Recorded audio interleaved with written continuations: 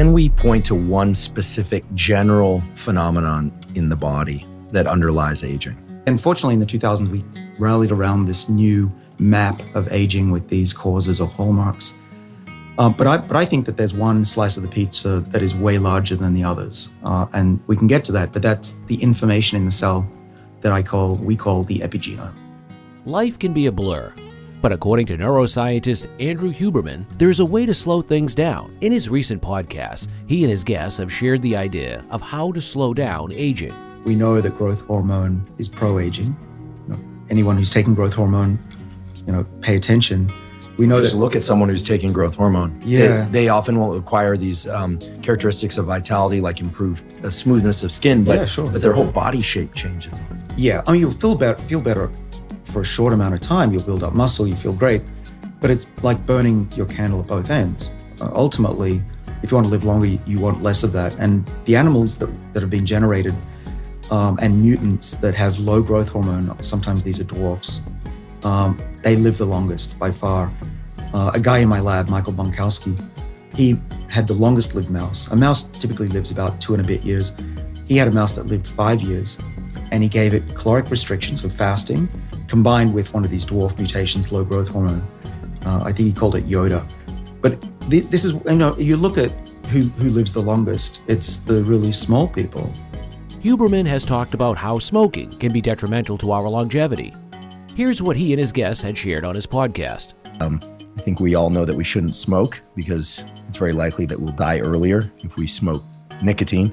I'm neither a marijuana nor a nicotine smoker, so I feel on stable ground there. But anytime we see smoking nowadays, people really want to distinguish between cannabis and nicotine. So I am curious about any differences there in terms of impact on longevity. But in that context, what are the things that anyone and everyone can do, should do to live longer, basically? So let's start with a couple of the things that you've already highlighted. So smoking. How much does smoking increase your risk of all-cause mortality? And the reason we like to talk about what's called ACM, or all-cause mortality, is it's really agnostic to how you die. And that doesn't always make sense. If you're talking about, a very specific intervention like an anti-cancer therapeutic, you really care about cancer-specific mortality or heart-specific mortality. But when we talk about these sort of broad things, we like to talk about ACM. So, using smoking is approximately a 40% increase in the risk of ACM. What does that translate to? And that means I'm shortening my life by 40%? No, it means at any point in time, there's a 40% greater risk that you're going to die relative to a non-smoker and a never smoker. Yeah. So it's important to distinguish. It doesn't mean your lifespan is going to be 40% less. It means at any point in time standing there, your risk of death is 40% higher. There is no pill or surgery more effective than exercise. That's why the elites train on a regular basis. So there's a system called the autophagy system, which digests old and misfolded proteins in the body. And there's a natural cleansing that happens when you're hungry. Macroautophagy, its name is. But a good friend of mine, Anna Maria Cuervo at Albert Einstein College of Medicine, discovered a deep cleanse called the chaperone-mediated autophagy, which kicks in day 2, day 3, which really gets rid of the deep proteins. And what excites me is she just put out a big paper that said, if you trigger this process in an old mouse, it lives 35% longer. Should you supplement with growth hormone or testosterone? All of these activities will give you immediate benefits. You'll bulk up more, you'll feel better immediately. But based on the research, it's at the expense of long-term health. So my view of longevity, the way I treat my body is I don't burn both candles. I have one end of the candle lit. I'm very careful, I don't blow on it. But I also do enough exercise that I'm building up my muscle, but I'm not huge. Anyone who's seen me, knows that I'm not a professional bodybuilder. But I tried to actually, here's the key, and I haven't said this publicly that I can remember, I pulse things so that I get periods of fasting, and then I eat, then I take a supplement, then I fast, then I exercise, and I'm taking the supplements and eating in the right timing to allow me to build up muscle sometimes. Because you can't just expect to take something constantly and do something constantly for it to work. And that's why it's taken me about 15 years to develop my protocol. And there's a lot of subtlety to it. In the interview between Dr. Peter Attia and Professor Andrew Huberman, they go further into explaining that it's not necessary the muscle mass per se. It's a matter of strength. Here's a trick that they shared on how to trick your body to stay active. High strength is the ability to move loads at 80 to 90%. So it's all at one defined. repetition. It's all defined by given studies. So the most common things that are used are actually, they're used for the purposes of experiments that make it easy to do. And I don't even think they're the best metrics. So they're usually using like grip strength, leg extensions, and like wall sits, squats, things like that. Okay. So how long can you sit in a squatted position at 90 degrees without support would be a great demonstration of quad strength. A leg extension, how much weight can you hold for how long relative to body weight, things like that.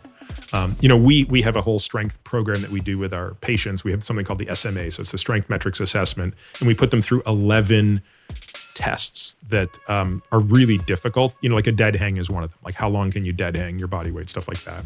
So we're trying to be more granular in that insight, but tie it back to these principles. If you look at cardiorespiratory fitness, it's even more profound.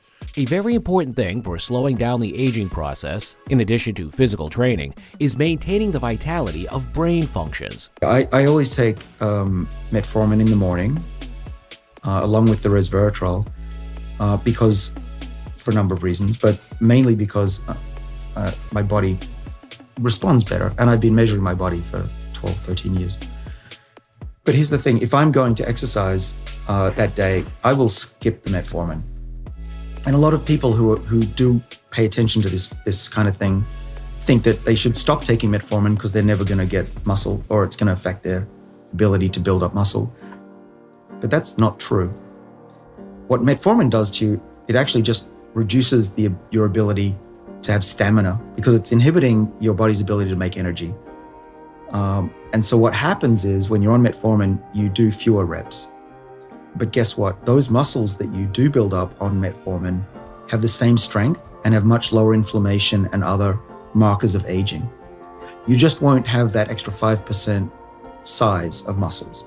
So if you want large muscles, don't take metformin and you'll be fine during your exercise. But for me, I'm not trying to get giant. I want strong muscles and I want to live longer and healthier. So I just try to time it so that I get the most reps out of my exercise regime. But sometimes in scientific literature, it's worth bringing this up. If there's a 5% difference in a graph, then either the press release or some reporter will say, oh my goodness, big difference, 5%, can't take metformin during exercise. That's the headline. And then you go in and it's barely significant and the graph is distorted because they've changed the axes to make it look bigger. And now it's become a myth that metformin greatly inhibits your ability to exercise, which is not true. So, if you want to slow down the aging process and enjoy a longer, healthier life, start by taking care of your body and mind. And remember, it's never too late to make positive changes.